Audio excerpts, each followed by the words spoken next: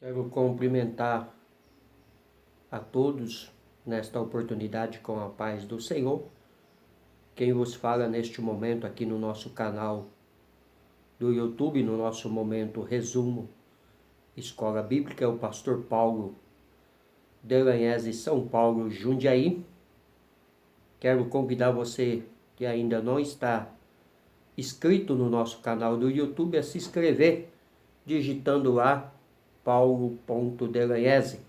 Ajude-nos a divulgar a palavra do Senhor, a levar a mensagem do Senhor mais longe, como fazemos toda semana aqui no nosso canal do YouTube. Ajude-nos compartilhando as nossas mensagens no Zap, com seus amigos, com seus contatos, no Facebook, no Twitter, no Instagram, pois assim podemos alcançar muito mais pessoas com uma mensagem de esperança. A nossa aula de hoje é Adotados por Deus, o título. É a lição do dia 10, a qual fazemos o comentário durante a semana para que os irmãos possam acompanhar até o dia da matéria ser dada na igreja. Tem-nos aqui alguns textos de parâmetro da aula aqui, a qual vamos falar neste momento, baseado dentro de 1 João 3:1, filhos de Deus mediante o seu grande amor. João 1:12 ao 13, uma relação de pai e filho mediante o amor de Deus. Romanos 8:16, o testemunho do Espírito Santo contra a nossa filiação divina. Gálatas 3:26, 27, filhos de Deus revestidos de Cristo. Oséias 1:10, verdadeiros e autênticos filhos de Deus. Mateus 5:9, os que anunciam e vivam a paz serão chamados filhos de Deus. E dentro do nosso textuário, Romanos 8:15, porque não recebeste o espírito de escravidão, para outra vez estardes em temor, mas recebeste o espírito de adoção de filhos, pelo qual clamamos Abba, Pai. Então, nós fomos adotados pelo Senhor, fomos chamados pelo Senhor e recebemos o Espírito de Deus sobre as nossas vidas. A verdade prática diz: a obra de salvação de Jesus Cristo nos possibilitou ser adotados como filhos amados de Deus. Nossa leitura bíblica está baseada em Romanos 8:12 ao 17. Diz-nos a palavra do Senhor: de maneira que, irmãos, somos devedores, não à carne, para viver segundo a carne. Porque se viverdes segundo a carne, morrerei. Mas se pelo Espírito mortificardes as obras do corpo, vivereis. Porque todos os que são guiados pelo Espírito de Deus, esses são filhos de Deus. Porque não recebeste o espírito de escravidão, para outra vez estardes no temor, mas recebeste o espírito de adoção de filhos, pelo qual clamamos Abba, Pai. O mesmo Espírito testifica com o nosso espírito que somos filhos de Deus. E se nós somos filhos, somos logo herdeiros também, herdeiro de Deus e co-herdeiro de Cristo, se é certo que com ele padecemos, para que também com ele sejamos glorificados. Então aqui está o texto de parâmetro da nossa matéria de hoje. Sabemos que Deus ama todas as criaturas e que o sacrifício de Cristo foi perfeito em favor de todos, mas somente aqueles que pela fé recebem a Jesus como Salvador podem se tornar filhos de Deus. João 1:12. Outrora éramos escravos do pecado e filhos da ira, mas pela graça hoje somos filhos e herdeiros conforme a promessa. Como filho podemos desfrutar do amor altruísta do Pai e da sua comunhão. Deus é Senhor e soberano nos céus e na terra. Contudo, Ele é o nosso paizinho, Abba, Pai. E como foi amoroso, Ele supre as nossas necessidades, sejam elas físicas, emocionais ou espirituais. Permite que o Pai cuide de você todos os dias da sua vida, independentemente de suas limitações e fragilidades. Essa é a palavra de ânimo do comentarista, do escritor, a você que está nos ouvindo aqui no nosso canal do YouTube, a você que está nos acompanhando. Permita que Deus seja o seu Pai, independente das suas limitações e fragilidades. Introdução. Adoção espiritual é uma bênção proveniente da obra salvífica de Cristo Jesus. Isso significa que deixamos a condição de criatura, servos e servas do pecado, para viver a condição de filhos libertos, que desfrutamos dos privilégios da obra de salvação. Embora usufruamos das inumeráveis bênçãos dessa condição, atualmente temos a esperança de, num futuro bem próximo, desfrutarmos da adoção plena e gloriosa nos céus.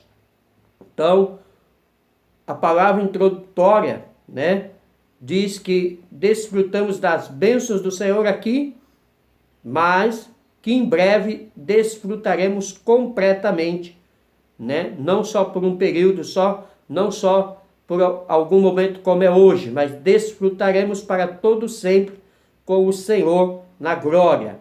O conceito bíblico de adoção, conceito bíblico e teológico, parte 1. No sentido bíblico, o ser humano caído em pecado é uma criatura e não filho de Deus. Para se tornar filho de Deus, é preciso crer no sacrifício vicário de Cristo, para então ser concebido pelo Pai como filho por adoção.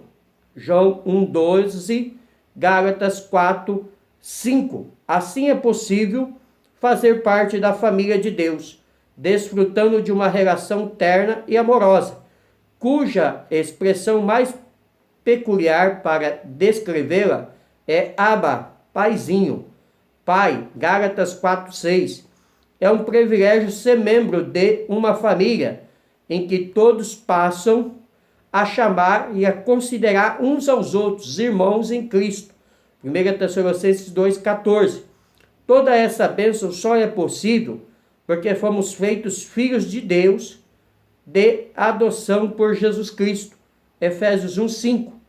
Então, nós passamos a fazer parte da família de Deus pela adoção através do sacrifício perfeito de Jesus. E o comentarista diz aqui que é um grande privilégio para mim e para você em fazer parte da família de Deus, em podermos chamar uns aos outros de irmão, Porque estávamos separados de Deus pelo pecado, estávamos longe de Deus, estávamos condenados ao inferno, mas com a morte do Senhor na cruz do Calvário, nós nos chegamos novamente à presença do Senhor, porque foi pago o alto preço do pecado pelo sacrifício de Jesus, e que só pode ser filho de Deus quem aceita o sacrifício verdadeiro de Jesus e passa a obedecer, Porque muitos dizem ser filho de Deus. Aliás, todo mundo,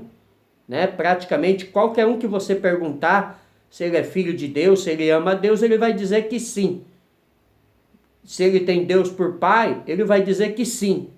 Mas há uma pergunta que não quer calar. Você obedece a ele como Deus, como pai, como filho? Então, se não obedece, não pode ser considerado filho, porque esse filho não é filho carnal. Porque o filho carnal, mesmo desobediente, mesmo entristecendo o pai e a mãe, ele continua sendo filho e filha.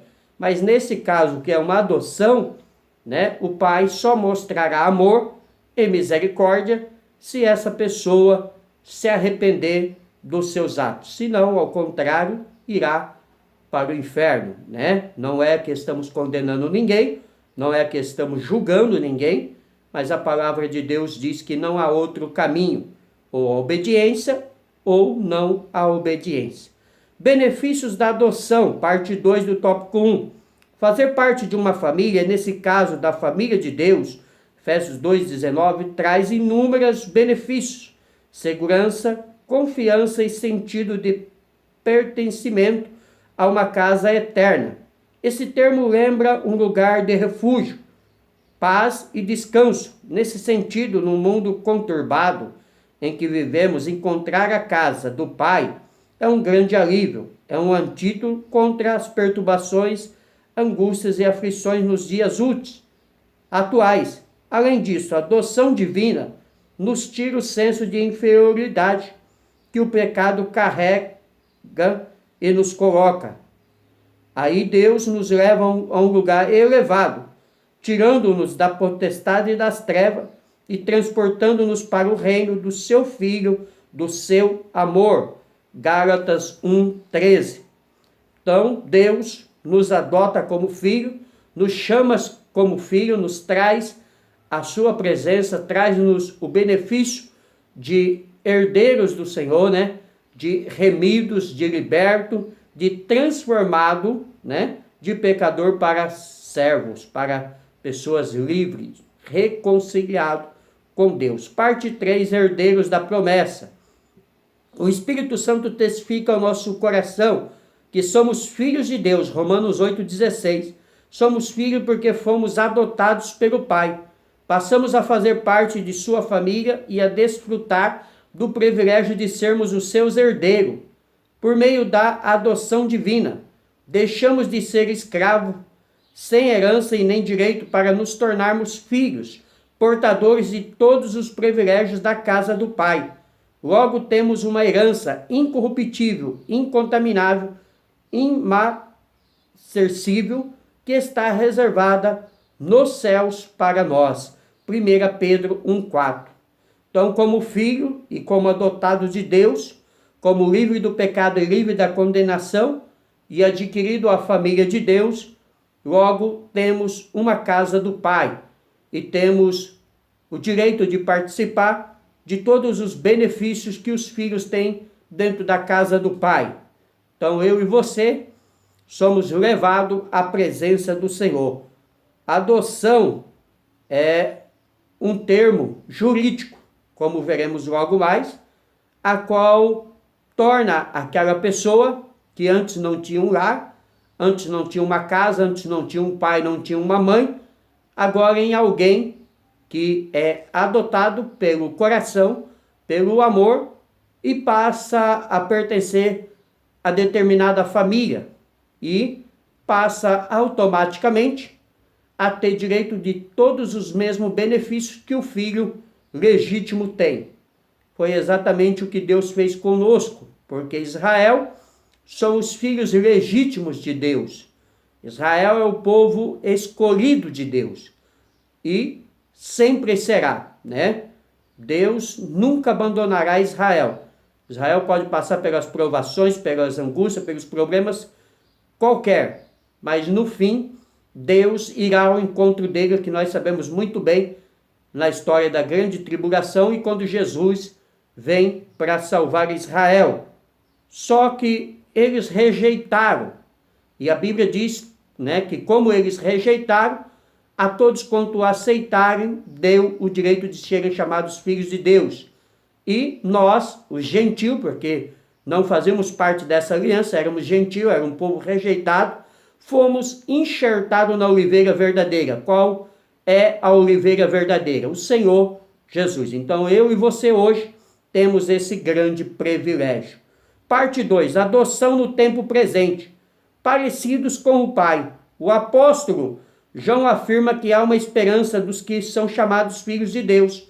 1 João 3,3. Amados, agora somos filhos de Deus e ainda não é manifesto o que havemos de ser. Mas sabemos que quando ele se manifestar, seremos semelhante a ele, porque assim como é, o veremos. 1 João 3,2. Aguardamos solenemente por esse dia. Entretanto, portamos a imagem de Deus hoje. Gênesis 1:26. E uma vez em Cristo, essa imagem é potencializada pela manifestação do amor de Deus em nós. Efésios 5:1-2, João 14:21. Porque Deus é amor. 1 João 4:8. Quem é filho de Deus tem o DNA do Pai impregnado nele. Em Cristo, somos filhos do mesmo Pai. Isaías 64:8, João 14:20. E por isso temos a garantia de filiação eterna para sermos livres da condenação do pecado. Então, nós, se permanecermos em Cristo e obedecermos os seus mandamentos e obedecermos a sua palavra, temos o direito da salvação. Estamos livres da condenação. Mas lembrando a todos que aqui existe o verbo de condição. E o verbo de condição é o verbo de permanência. É o verbo a qual eu preciso permanecer, a qual eu preciso ser obediente como filho, né? Para que eu tenha direito da herança eterna. Ser amado pelo Pai. O processo de adoção pelo qual passamos, ao aceitar a obra de salvação de Cristo, é a prova do grande amor de Deus por nós, os seus filhos. 1 João 3:1. Assim a culpa do pecado, as angústias do medo, da perdição eterna e a escravidão do pecado não nos afronta mais, pois em Cristo não há mais condenação. Romanos 8:1. Aqui podemos compreender exatamente o que o apóstolo João quis dizer, quando maravilhado afirmou: nós o amamos porque ele nos amou primeiro. 1 João 4:19. Então, tudo que era condenação, tudo que era medo, tudo que era receio de irmos para o inferno, de perdermos a vida eterna, quando o Senhor nos amou e nos resgatou, e eu e você reconhecemos esse sacrifício e também passamos a obedecê-lo, estamos livres desse medo, estamos livres dessa angústia. Basta que eu e você permaneçamos fiéis, porque no demais não precisamos fazer mais nada. Tudo o que tinha que ser feito já foi feito e realizado por Cristo Jesus na cruz do Calvário. O que cabe hoje ao homem e à mulher é a obediência aos mandamentos do Senhor. Os direitos e deveres na adoção, parte 3 do tópico 2. Por intermédio da adoção espiritual, os filhos de Deus têm alguns direitos espirituais. Foram legitimamente enxertados na boa oliveira que é Cristo. Romanos 11:17, como dissemos atrás. Passarão a ter um novo nome, Apocalipse 2:17. Passarão a fazer parte de uma nova família, Efésios 2:19. Foram emancipados da lei que gera morte, Gálatas 3:25. Todos os povos e raças, desde que tenham aceitado a Cristo, tornam-se filhos de Deus sem distinção, Gálatas 3:28. Então, todos têm o direito da salvação e todos têm o direito de ser filhos de Deus por adoção. Basta que haja o reconhecimento do sacrifício perfeito e do grande amor do Senhor, a qual diz a palavra de João 3,16, que Deus amou o mundo de tal maneira que deu seu Filho unigênito, para que todo aquele que nele crê não pereça, mas tenha a vida eterna. Mas, da mesma forma que temos direito, também temos deveres, isso tem que ficar claro, deveres espirituais, que é apartar-se do mundo e do que é imundo, 2 Coríntios 6, 17 e 18, Apocalipse 21, 7, praticar a justiça e amar o irmão, 1 João 3, 10, buscar a perfeição do Pai, Mateus 5, 48, amar os inimigos e bendizer os que nos maldizem, fazer o bem ao que nos odeia e orar pelos que nos maltrata e persegue, Mateus 5, 44, e glorificar a Deus por meio de todos esses deveres espirituais, Mateus 5, 16. Então, como filho, temos direitos, mas também temos deveres, como fica claro nessa segunda parte desse tópico 3. E o dever é amar o nosso próximo, né? Que isso é fácil, né? Não há trabalho nenhum, mas também amar os inimigos, amar aquele que nos odeia, aquele que nos aborrece e orar por eles, né? Por quê? Assim mostramos que somos filhos de Deus. Assim mostramos que temos amor no nosso coração. Porque hoje vivemos dias tão difíceis que é difícil encontrar até o amor naqueles que o amam. Muitos às vezes até ama, mas ama por um benefício que aquela pessoa pode dar ou por algo que ele pode retribuir. E esse é um amor mentiroso. Infelizmente, há cristão que dentro da igreja ele tem mágoa no coração. Há cristãos dentro da igreja que ele não consegue perdoar seu irmão porque errou, porque fez algo que ele não gostou, né? Antigamente, né, ficava-se de mal, né, na minha época de criança. Hoje, né, na época da tecnologia, da internet, bloqueia-se no Zap, bloqueia-se no Facebook, né, para mostrar que está indignado com essa pessoa. Agora imagina se Deus agisse da mesma forma que eu. Toda vez que eu errar, se Deus falasse, agora eu não te escuto mais. Agora você vai para o inferno. Agora eu não quero mais nem saber de você. Olha, eu não te perdoo. Imagina se Deus agisse como nós agimos. Então, infelizmente, só podemos mostrar amor se tivermos amor. Porque ninguém pode dar aquilo que ele não tem. Subsídio teológico da parte de adoção nos diz que adoção é um termo que envolve dignidade de relação de crentes como filhos e não em um colocar na família por meio do nascimento espiritual, mas um colocar na posição de filhos. Em Romanos 8, 23, a adoção do crente é algo que ainda ocorre no futuro, visto que inclui a redenção do corpo, quanto a vida será transformada e aqueles que dominaram serão ressuscitados. Em Romanos 9,4, a adoção é pertencente a Israel, conforme declaração em Êxodo 4,2, Israel é meu filho. Oséias 11,1, Israel foi colocado numa relação especial com Deus, uma relação coletiva e não desfrutada por outras nações. Então Israel, ele está um patamar acima de qualquer outro povo, de qualquer outra nação, né? Israel é filho, né? Como eu disse lá atrás, eu volto a repetir. Tem pessoas aí que ensinam que Israel será destruído. Tem pessoas aí que ensinam que para Israel não é mais jeito. Isso é falta de conhecer a palavra de Deus. Isso é falta de conhecer o que a Bíblia nos diz, porque Israel será e sempre será o povo de Deus, filho de Deus. Eu e você entramos por adoção. Essa é a grande diferença. Adoção plena no futuro.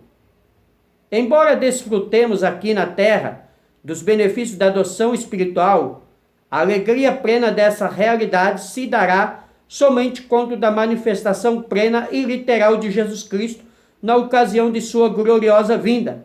Quando essa gloriosa realidade celestial ocorrer, então teremos acesso à incorruptível coroa de glória, prometida pelas Escrituras Sagradas.